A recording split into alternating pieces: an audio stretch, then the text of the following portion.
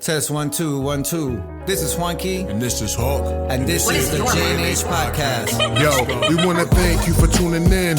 It's a new begin. This is for the whole world if you listen in.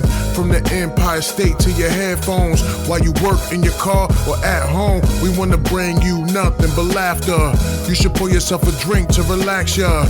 We coming to you live and direct. It's Juanqui and Hawk and we back on the set. Yeah, we back on the set.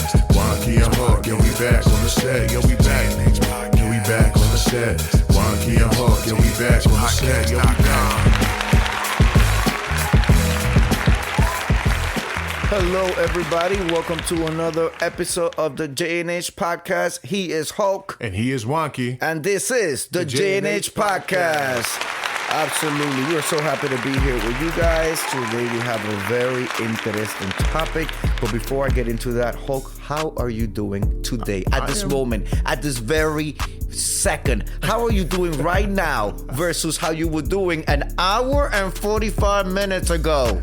I'm fine. How are you? Because you're the one that has a lot of animus and diabolical feelings towards me right now. Stop looking at me across the room.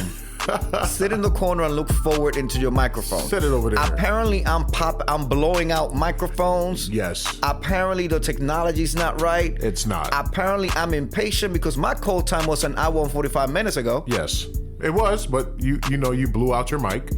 So we had to get another mic, set up a whole other system, go through whole other software just to get here. But for you guys. I know you're not talking to me about microphones. I took the course in proper microphone technique and etiquette. Microphoneonics? Well, call it whatever. I am the king at working with a microphone. Not the king. Okay. Anyway, how are you doing, babe? I'm doing good. I'm excited, to get this moving, the new year. But I'm more excited for spring. I know. It's still winter, but the groundhog is supposed to come out and show his shadow. But I saw the groundhog the other day. Well, that's good. That means spring is early. It looked like a wildebeest. I was scared. I was screaming. I'm like, it's a giant mutant rat. It's a big ass rat. I thought Splinter got the ooze on a rat and they grew. Yeah. I don't know what the hell I was looking at until you told me that it was a groundhog. Well, we live, in a super suburb, so now we get to see all the wilderness. Look at all those chickens. Mm-hmm. If you are just tuning in, we are a married couple, an urban married couple from New York City. Yes. Shout out to New York. We decided to turn on a microphone, 3 years ago? And 3 years. And we just sit on the couch and talk. Well, I'm across the room today because the studio has expanded, so now we can be in different areas of the room. Yeah, you're on a big comfy couch. And you're in a little couch. Yes. Funny, right? That's an incredible Hulk. I know, right? But anyway, listen, let's get into the meat and potatoes of today because I was perusing the streets of the internet and I saw, I like to look at advice seekers and posts where people are asking for advice. Mm-hmm. And I saw a question that was rather interesting. I said, how would Incredible Hulk feel about that? And how would the listeners feel about this? What is your take on events and outings during a marriage? Let's say you have friends that's putting together a group of guys that's going away, right? So a guy's trip. Okay. Sure. If you will, a guy's trip. And they tell you, okay, Hulk, you are invited. We can't wait for you to go away with us for, let's do 7 weeks, 7 days. Oh, I'm about to say 7 weeks is crazy. 7 days. 7 days, we're going to go away out of the country. It's a trip. And you come home and you're like, oh, you're really excited, pack your bags. And they're like, wait, no, hold on. It's just for you, Hulk. This is a boys' trip. No significant others. Just me. No me, just you. Even though it's a boys' trip and we're both boys. Right. I couldn't. Well, first of all, I would say no. I'm not gonna go anywhere without you. When you're married, I think that's kind of disrespectful. But it also depends on, if it's just a vacation, a bros getaway, then it's an absolute no. And none of my friends would do that anyway. Is it appropriate for just one half of a couple to be invited to things? Well, you can't help what somebody else decides to do. Like if somebody comes up to me and say, hey, Hulk, do you want to go? Is it appropriate for me to say yes? Yes. Is it inappropriate for someone to ask me? No. People do things, but those type of people I think that's messy. I think it's trying to cause division in a relationship. And I don't think that a married couple should be going on trips with single people or individually. We could do couples getaways, couples retreats, things like that. I feel is more appropriate for married couples. Okay. You know? Now let's say it's a group of friends, because this is what the poster said. It was a group of males that were going away. One of the people in the group is gay, married. The partner only knows the group through marriage, pretty much, right? Okay. So they were saying that person should not come because they're not bringing their wives, their girlfriends, their sugar babies, whatever they're talking to at the time. Not the sugar baby. And they're going away on an international trip for 2 weeks. So, I personally think it's not appropriate for you to ask just one half. It doesn't matter if you guys have history. What that situation called for was for that particular person to not be invited. And that person not to feel away, because this is a singles group. This is just us. You are married, and we didn't want to cause a division by just asking you. And I think that person should be able to understand that. When you put it like that, I can understand, because it creates that, what your friends don't like me, or your friends don't respect our marriage or our relationship. So I can see that can cause a problem. And if it's just for a vacation or a trip, why do you want to be, who needs to have a vacation away from their partner? That's what I'm confused about. Yeah. Why, we do everything together. So what makes you feel like you need a 7-day, 2-week vacation away from the person that you're married to? And if you feel like that, then I feel like you need to rethink your marriage. That sounds crazy to me. And as friends, in a friendship, in a circle, first of all, do you think that friends are forever? Oh, babe, you trying to go deep. We about to get into psychology mode over here. Well, I'm the one producing this episode. Shout out to the producer. So, all right, so I should be on the couch then, and you should be sitting over here with the pen and a little notebook. I used to think that friends were forever. I did. I was one of the most loyal people that I know, but as I've gotten older, I realized that I don't care for friends. So no, I don't think friends are forever. I think that friends are for a season. I feel like friends are for, they're just a time period. I don't think that people last forever in your life. I think for me, that very few people will be constant throughout years and then turn into decades, and then you can say lifelong friends. Okay. I really consider somebody a friend who's, know your parents, have been there through things and that sort of thing. I think that majority of people in your orbit, and when I mean you, I mean the universal you, not Hulk's of orbit. Don't be starting no drama in them comment boxes, okay? It is pleasantly over here. All is well over here, because I am the gatekeeper and I allow no one. Hulk has no friends. I have no friends. You're my friend. That's right. You're my best friend. And we travel together. All the time. Period. First class, baby. We out here. Even when I try to go to the corner bodega. Absolutely not. Hulk is coming with me. Absolutely. You think you're getting away? Yeah, this is apparently not over here. Apparently not successfully, no. Yeah, this is Venezuela. I'm Maduro or whatever, Monduro over here. Oh, I got your oil for you, baby. The oil. I got your oil for you. Okay, then he got 1,000 bottles of baby oil? I got barrels and barrels of it. Okay. Crude baby oil.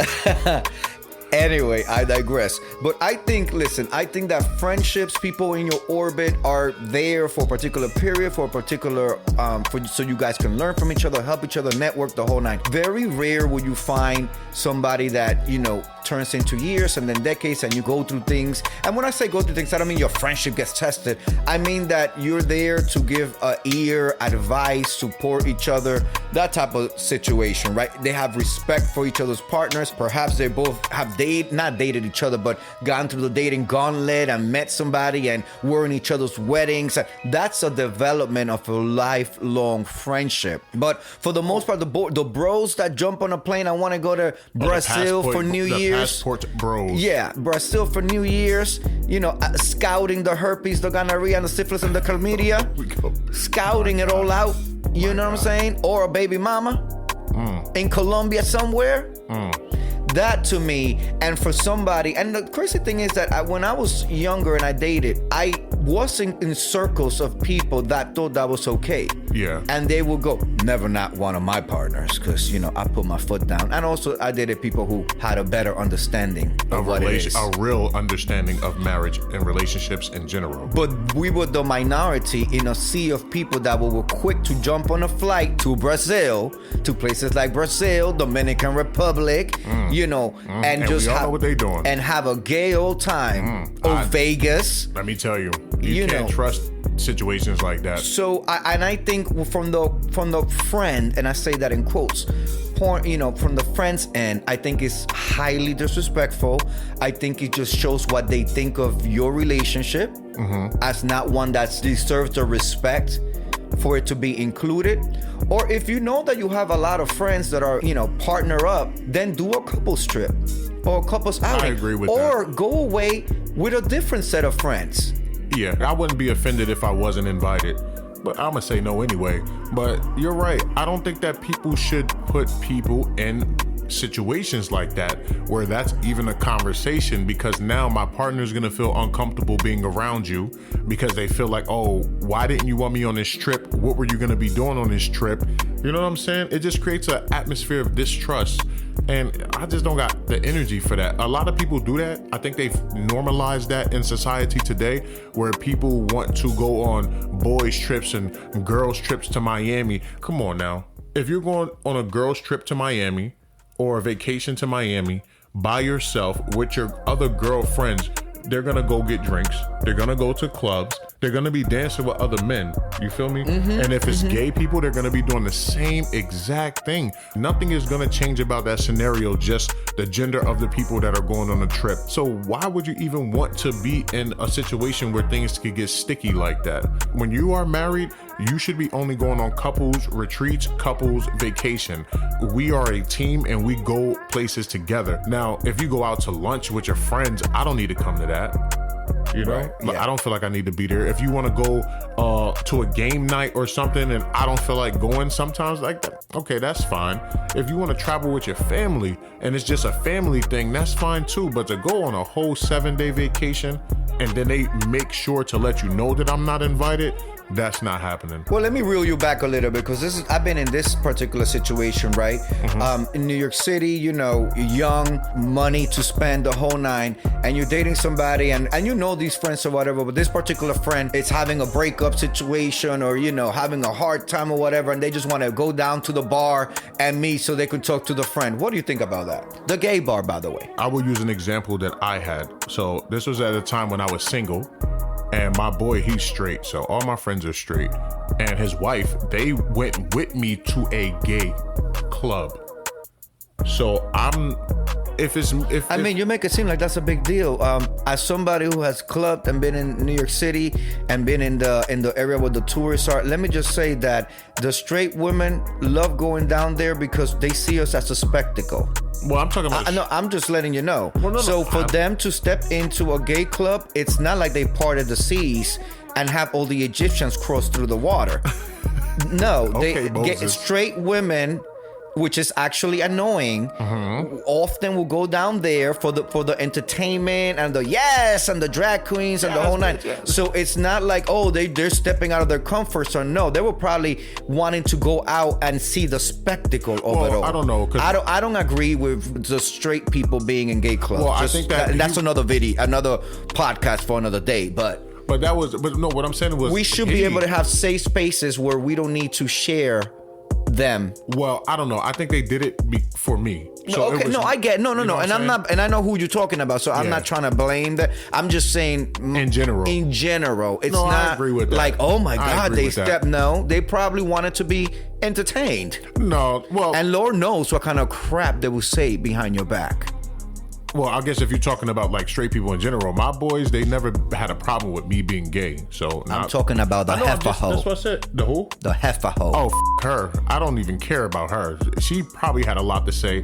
And to be honest, she always used to make side comments because me and him were so close. And, oh, you guys sleeping together. I'm like, yo, we went to elementary school together. Relax, bro. Like, But go on. Let's not add her. Go on. You shouldn't be jealous. Don't be jealous. But no, I done forgot the question. No, we were saying that if they invite you to a bar because they're going through a breakup and, oh, my friend needs to talk to me, so, I'm not coming home for dinner tonight. I'm going to meet him at the bar real quick and see what he got to say. Absolutely not. Oh, I've been in that situation. Oh, no. I wish. Tell me. I need to hear that story. Oh, that story ends with the relationship ending shortly after that. Oh, now that's tea. Let's do it. Go ahead. No, I mean, there's no tea. That the relationship was over shortly after that. So you got to call. Yo, Wonky, I'm not coming home tonight. I'm going to the bar. No, they're coming home, but not for, dinner and stuff, because they're going to stop by the bar because so-and-so is having a hard time with their breakup. And I knew I was going to say the MF. I knew the MF had a breakup. But here's where I come from. Here's my thing. I think that once you start dating people, whether you have friendships and stuff like that, if you need to talk to somebody, go pay a therapist. Go pay a therapist. Don't start bringing your drama into somebody who doesn't have drama. Don't start, because now you're impeding in their life and their partner. You understand what I'm saying? So I don't know. And then if you're having a hard time, come over for dinner. Cry on the couch. Yeah, I agree with that. But that's what Why are we meeting in a bar? In a gay bar. Let's paint the picture. We're meeting in Chelsea at the time, which is a gay neighborhood, New York, yeah. At a gay bar during happy hour, where the gays are going in there after work and the whole night. No deep conversation is gonna happen with strobe lights, a go-go boy between you and your friend, because he's walking on the bar, and a drag queen that's about to come out in 10 minutes to sing. That I don't find that to be, and there's also a sports bar. I don't find that to be the proper setting. In the sports bar, all of the bartenders and the staff is just wearing boxers. It's called boxers in Chelsea. They're literally just wearing boxers serving you, and yes, they have the screens with the games and stuff like that, but there's dancers, there's strobe lights. I don't think that's the proper setting for a heartbroken person to go pour their heart. A heartbroken person that needs just their friend, not their significant other there. Just their friend. For an ear to cry on. I mean, a shoulder to cry on. Well, I think you have to put it into a different perspective too, because I guess that's for a gay guy meeting with a gay guy going to a gay bar where they're half naked because he's feeling hurt and distressed and he just needs alcohol and attention. I'm like, okay, you don't need attention from my guy, first of all, but you can go to freaking TGI Fridays and sit at that type of sports bar. You don't need to go to a gay bar or lounge where people are going to be half naked with loud music and drunk. If you're trying to go to Fridays or a spot like that, okay, that's cool. Like, oh, you want to meet at a Starbucks or something, that's cool. But you don't put a person that's married into a situation where there are going to be a bunch of single people and then you both are there and you're not in a relationship, so people are going to be coming up to both of you. How is that going to look if I pulled up and saw you sitting in that bar? How many people would have died that night? I don't, and I don't have my fuse is low. Like, I don't even like to ask questions. I hit first. I would just get out of the way. I would just try to run and find a safe, happy place for me. Where's my panic room? That would be insane. I need my panic room. Okay, so is a half invite worth fighting for? A half? Oh, I don't beg nobody to go nowhere. And I'm not begging anybody to... So not just you beg, but if somebody invites you and says, Juanqui can't come, Hulk, but I really need to talk to you. Is that... And I'm saying, oh, where we going? And you say, no, he can't. He said no. Is that worth you fighting for the half invite? Listen. I'm listening. I know there's people. Speak. I know there's people out here who will have a whole uproar and debate with their partners. But this is my friend. This is supposed to be for them. I'm not fighting for nobody. I know who my loyalty lies with, and I know who I go home to every night. And that's it. Friends come and go. I've learned that the hard way. I'm not begging nobody to invite my husband anywhere. The minute that you disinvite my husband, you disinvite me. Me and you, we are one. There is no Wonky and Hawk. There is no Wonky and there is no Hawk. It is Wonky and Hawk. Everywhere we go, it's Wonky and Hawk. When I'm on the phone with people, they say, "Where's Wonky? How's Wonky doing?" They know we are one. There is no space between us. And if anybody ever do that, I would ask them. I'm a little bit straightforward, and I'm like, yo, why would you even think that I would come without my husband though. Mm-hmm. Like, why would you think that I would come without him? Like, why would you even fix your lips to ask me something like that? No, I'm not coming. And does the length of the relationship make a difference? And both ends, the relationship that you have with your partner versus the relationship that you have with the friend that's doing the half invite. You know, let's say you met somebody and you've been kind of serious talking, you know, with this person for 4 weeks, a month. And then the invitation comes to go away for the weekend to Vegas, just the boys. Does that make a difference versus you've been known this guy, this friend of yours, this buddy of yours for a few years, let's say 5 years or 4 years. 4 years versus 4 weeks. So wait, is it worth getting on that Vegas flight? Hold on. So you're asking me if about me being with a friend for 4 weeks or in a relationship for 4 weeks? You've been in the relationship for 4 years. Correct. Does a difference in the time length, in the Yes. length, make a difference? Yes, it does. So are you getting on that Vegas flight? Yes. Because so you understand that you're changing the whole no, because that's thing that different. you just said. Because we were talking about marriage. If I know, like, put it like this: when me and you were first dating, well, that was for a whole different. That wasn't for like. A party. Go ahead. No. I went to Vegas, but I went out there to get my brother from college because COVID and stuff. So that was different. So I'm trying to like put a scenario in my head to try. If me and you when we first started talking. And one of my boys was like, yo, Hawk, we about to go out to LA. You want to come chill in LA? I'm going to go to LA. Like, me and you we're talking. We're not, for 4 weeks, you're not that serious. You think so? No, I'm listening to you. No, I'm just saying, if it's just 4 weeks of dating, of talking to somebody, getting to know somebody, and it's not like I'm going out there with the intentions of doing something with anybody else. It's just that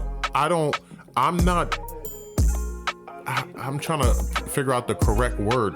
I am not attached to you in 4 weeks, in 3 weeks. But to be completely honest with you, it was different because I knew I was going to marry you. So I moved different with you. With anybody else, I wouldn't have cared. I just met you. We just talked a couple times. We were living in different states at the time. And it's only been 4 weeks. I don't care. But when I met you, I knew. Something in my soul told me, I was like, oh man, this is the person that I'm gonna marry. You just checked every box. So I looked at you as my husband from the beginning. You just didn't know. Okay. But would you, my question to you is, would you do it? No. And I've been in that situation. I was a jet setter, baby. Oh yeah. I was a jet setter. You saw them miles. I seen it. I was a silver medallion for Delta. Okay? I was a jet setter. And so, first of all, most of the time in my life, I've been in a committed relationship. So that X'd out. But the periods where I was single and just like dating, if I went on if I was starting to talk to somebody and take them seriously for a couple of weeks or whatever, I turned down invites and things because I was focused on building something and creating that level of trust in the whole nine. And in turn, too, I feel like what I'm doing, it should be reciprocated, too. Mm-hmm. So I agree with that part. So I was in situations where, under a year, they would ask if they could go away, and I would be like, sure, if you want to, but they will come back to not having a relationship. Or I also was in a relationship where it was like, oh, I'm in a relationship now, I can't really do that. And it would be the joke, because they were like, oh, you're not gonna let him go? Like, no. I said, where are we going? We're all going to, they were actually going to Brazil. Yeah, that's not happening. Like, we're all going to Brazil? Like, no, because I've been in the same situation. Oh, that's crazy. And granted, we weren't married, but we were living together. So that's kind of like, you know what I'm saying? That's different, though. Exactly. So, no, nobody's going. I'm not going, and he's not going. I've never been in that situation because I've been in relationships. I haven't been the person to just sleep around with people. I've talked to people, and when I talk to people, I made it completely clear, like, listen, we're just talking and we're just seeing where things go. I'm not looking for a relationship. Like, it's just something with me. So that's why a lot of the things that happen in the dating world, in the dating scene, or in the community, I don't feel like they're applicable to me because I just move differently. Mm-hmm. Like, when I started talking to you, it was because I was on a mission. Everything else in my life was lined up, and I was like, okay, the next person that I talk to, I'm going to make sure that I pursue this with 100% if I feel it, because I like, I'm dating to be married. I didn't come to you and like, oh yeah, we just gonna, mess around and we just gonna have some fun and you're not that important. I took it serious. For other people that we were just talking, it was just talking. I had no loyalty to them. I didn't owe them anything, and I didn't feel like I needed to explain myself to anybody. And I didn't live with anybody. So it was a little different for me. But I still think overall, like, these type of trips are just they're not for serious relationships, and they're not for married people.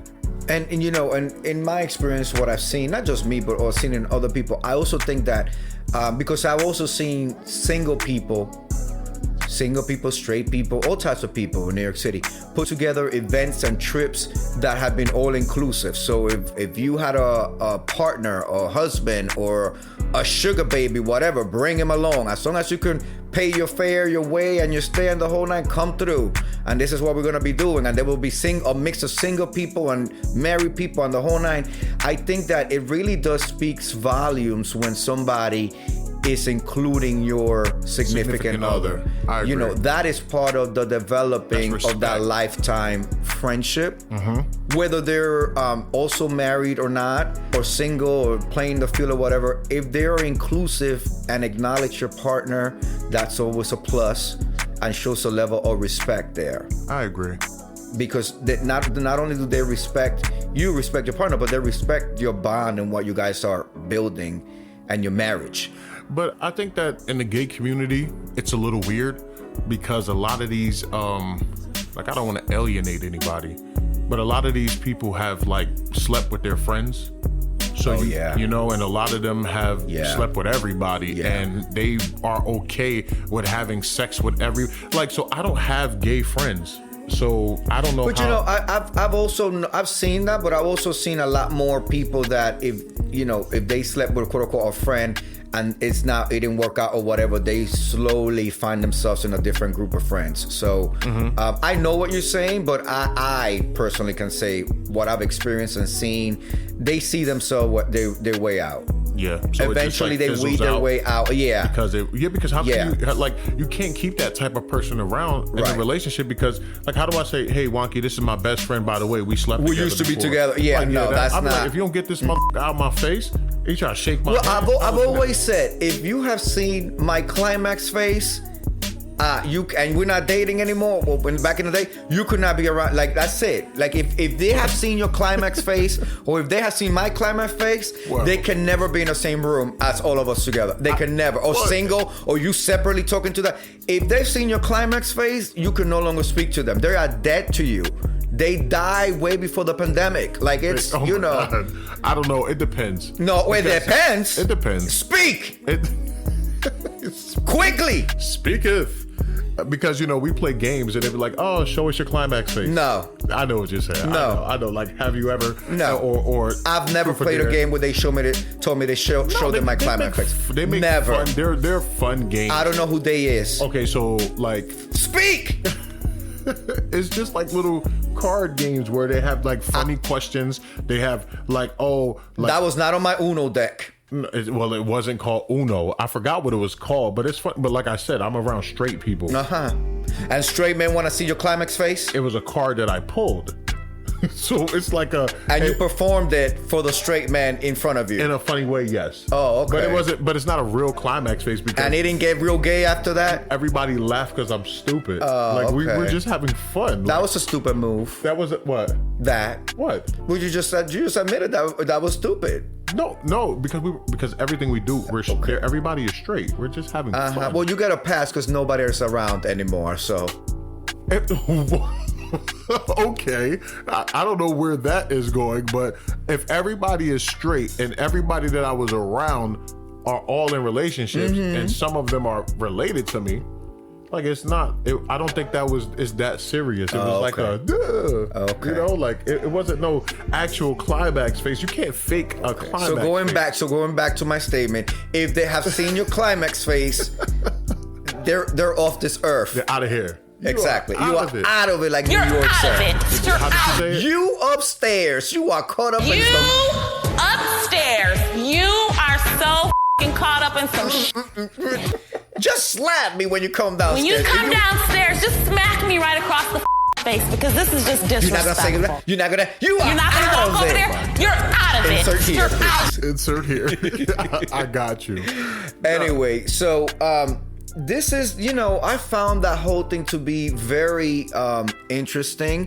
I know that, we are growing and developing, and every 10 years there's a new generation growing, and who knows what these have different values. Who knows what these kids are doing now, what their value systems are, and their norms, what they're normalized, and all of that. OnlyFans and exactly, and showing that straight people. I cannot believe the level of. Not want to say depravity, but the level of acceptance to having a blue page. That's the OnlyFans page. That's kind of like your ID here now. They made it okay to be. Let me tell you something. See, this is going to sidetrack just a little bit, but let's do it. They have made it easy and acceptable to beg people for money. Yes. Oh, the GoFundMes. The GoFundMes, the Cash App me a little bit, this and that. Somebody send me this. I need a new pair of pants. Begging. I was like, okay, so being a bum is acceptable now. They've made it okay to be on drugs. I seen little teenagers talking about how they tried meth and crack. I said, oh my God.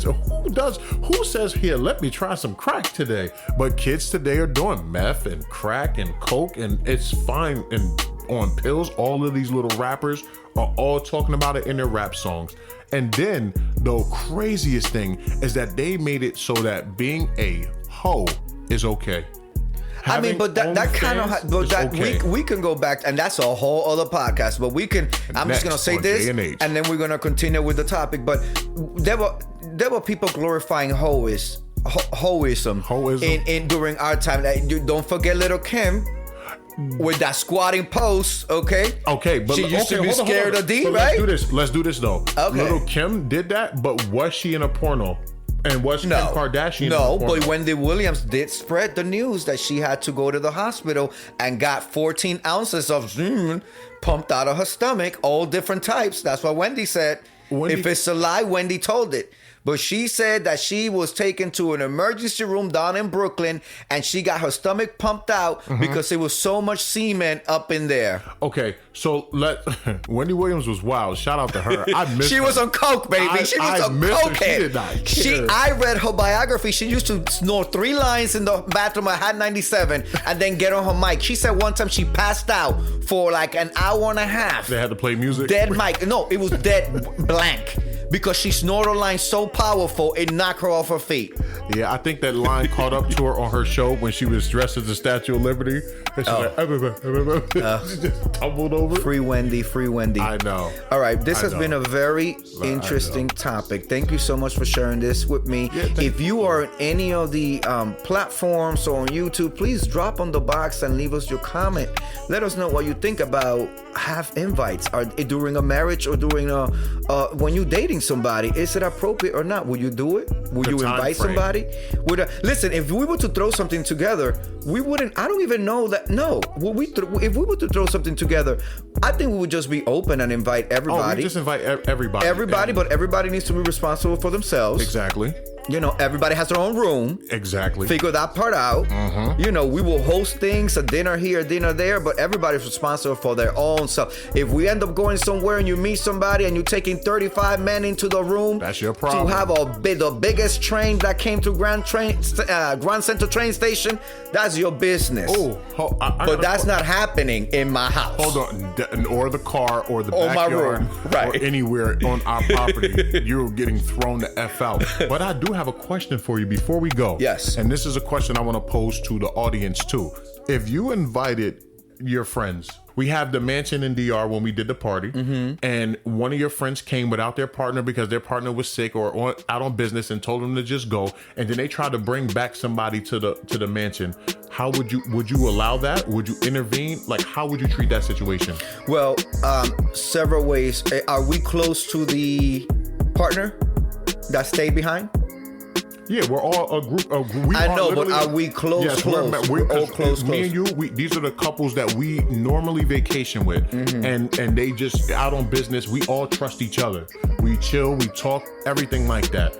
and then they go with us, and one of them stays behind because they're on a business thing, and they'll show up 2 days later. But that one friend brings somebody home the first night that we're in the mansion, and you know it's Are not. they bringing the person back sober, or are they drunk and off their mind? No, I'm asking because it does makes a both. If one person, okay, so let me deal with the if they're consciously doing that. First of all, everybody's an adult. So, I'm here to have a good time. So whatever happened, that's their business. But I am keeping my good eye on them, Savannah, because they could no longer be trusted. And I probably will be pulling myself out of that friendship. I was just about to say that too. I'm not there to police another grown man's privates or whatever. You know what I'm saying? So now if they're doing it and they're completely drunk out their mind or high on something or clearly not themselves, then I will intervene and I will tell the other person that is not happening. Not under my watch. You're not doing that. All of that. If you want to hit him up when he's sober, hit him up when he's sober. He clearly, I know my friend, he's out of control. Get out of my house or our rental. You could call him tomorrow and y'all can go from there. For tonight, on my watch, this is not happening. It's not happening. Once the person sobers up, I'll be like, what the hell? What's going on? If they're like, oh yeah, no, I'm going to keep on going, then that's their decision. And again, I'm probably going to find myself out of that situation. But what about that their friendship? Partner? Would you say something who is also your friend? I actually would not get myself involved. I would just leave that mess behind. I would literally leave them behind. But the partner didn't do nothing to you, and you guys are good friends. So you were in that relationship, because we met them as a group. Exactly. So they got to go away as a group. Exactly. Without any explanation. Exactly. And then listen, I'm not getting involved in other people's dramas. He said, she said, whatever. Clearly there's a dysfunction there. Clearly there's some issues going. We also don't know exactly what this case may be. We don't know what kind of relationship they have. Yeah. This could be an open, what do they call it? Open relationship, polyamorous. Oh yeah, all that alphabet stuff that they get. And my focus is on my mental well-being and the success of my marriage. Yeah, we wouldn't have. And the reason why I wouldn't, I say that these type of people will be slowly fade out of my circle is because I don't need to sit at a table with people who have such varying values than the ones I have. Mm-hmm. I don't value that type of situation. First of all, I wouldn't have gotten on a plane if my partner could not come. I wouldn't have gotten there early and then he's gonna meet me. No, we're going in together or leave together, whatever the case may be. So that wouldn't, and I'm not gonna die because I didn't make one trip. You know what I'm saying? Like if I can't make it, I can't make it. If he can't make it, he can't make it. We'll make it together. Mm-hmm. You understand what I'm saying? Like I wouldn't want to travel without you anyway. Yeah. So that's you know what I'm saying? Half the fun is like us experiencing everything together. So and being able to. And I also feel very protected when you're around because your stature and all of that. So I wouldn't, my days of traveling by myself are over. Are dead. Oh yeah, they're definitely over. Dead. So would I come back and be like, and let me tell you what happened? No, they both will find themselves. Me not contacting them or communicating with them, and they'll get it. At some point, everything comes out to the light. If they invited you somewhere, would you go? Because it's no longer our thing; it's their thing. No. So it's just completely done. No, I wouldn't. Listen, I wouldn't want to have around me cheaters. I don't trust them. Yeah, because you can't. I don't trust. They're deceptive. I don't do business with They're people who deceptive in their personal life. You don't think they're gonna be deceptive in a friendship? Drop a bomb on that. You understand what I'm saying? Like I don't know. Yeah. Absolutely. And for you to then do it so willingly or openly because you think I'm a cover for you? No. And put you in a you're not bag. putting me in any type of... Yeah. You don't know what the implications of that one night stand could have. Oh, it could you don't know what turn to diseases he's bringing back. rum. You don't know what he can end his... what kind of life situation he's going to give that other person. All happening under your watch and under your roof. It makes it messy. And then you standing by. So, well, we didn't say anything because we just didn't want to... No. Oh, you watch them and you let... Yeah. That's nope. ghetto behavior. Yeah. Like, I've gotten too old for that. One last thing. I seen a lady, she was in Florida and she's a big girl. I don't know if you saw that one. And she was with a group of friends and they went to a club for New Year's and they wanted to charge the big girl like $200 to get in because I guess she was fat or something. Oh my God. So literally, and that's insane. And her friends were like, oh, we could get you an Uber to go back to the hotel room because they said we didn't come all the way down here to not go to the club. So she was like, I'm no longer friends with them. This is not their friends, right? Yeah, like, so that's what I'm saying. Like, what do you These think are not about that? friends. Like, No. would you, like... I've had that situation, and it's not even in a club setting. We were in DR, and we were at the beach house or whatever, to get lunch or whatever, and you have to be covered to be able to sit in the restaurant, and it was like 5 or 6 of us, and you we can't were have the all tank tops and right. We your were arm all there, and I showing, yeah. remember one particular girl that was in the group had a bikini top and a wrap around her, I think, but she had a bikini top, and they wouldn't let her in. Wow. They wouldn't let her in, so we all turned the fuck around and did not eat there, and we actually had to go back into the room and order room service. Because it was during a weird time where there was not a lot open and whatever. And we sat there and ate room service. When we could have been having lobster, we chose to have hamburgers and fries. Just because she didn't have a tank. Because she had gone back to her room and checked. Yeah, she could have done all of that. But we were like, no, they already singled her out. We don't want to eat here. Yeah. No, see, that's respectable. So it's like as simple as that. Well, I wouldn't, no, absolutely not. Well, let me tell you something. Just to give the moral of the story is that stop calling everybody your friend. Everybody Right. is not your friend. Right. People need to stop calling everybody sis or mom or bro. Everybody's not your family. Be careful who you keep around you. Anybody who really cares for you won't put you in a situation like that, like any of the things we talked about today. It just wouldn't happen. They would have enough respect and forethought to be like, I'm not even gonna ask Hawk this because this is crazy. Like, I'm not even going to engage or indulge in this because it's crazy. So, if I could leave you guys with one message, that would be the message. Everybody's not your friend. There you go. And don't be giving half invites or Yeah, receiving half invites. They're messy. They mean no good to you, Savannah. That's not a good man, Savannah. And they just want What about the boys trips, the girls trips? boys trips, girls trips. They're only going to bring back chlamydia, gonorrhea, syphilis. A little bit of the herpes in there. A little bit of this. A baby little mama bit of left that. behind that's gonna contact them through social media. Here's your child. You gotta do right by me and your child. When we gonna get this visa? What did they tell in The Color Purple? Till you do right by me, That's right. nothing good's gonna That's come right. to you. But another amazing episode of the podcast. Always love sitting here on the couch. Well, I'm on a lounge chase now, across from the room, looking at my husband, the Incredible Hulk. Thank you, baby, for always giving it to me the right way. Give it to me, baby. Okay. You're welcome, Now, my if you love. can please work on having everything set up Here by we the go. time I we come go. in. Let these people know that you are running an hour and 45 minutes late. I said to you, please get in the studio 20 minutes before. Why we gotta get in there? All I need is 10. 10 became 30. 30 became 40. 40 became 50. You broke 50 your became microphone 90. and you're mad. 90 became 100. 100 minutes became 120. 120 minutes became an hour and 45 minutes. An hour and 45 minutes. Okay. With that said, You broke your mic. With that said, Hulk, take us out.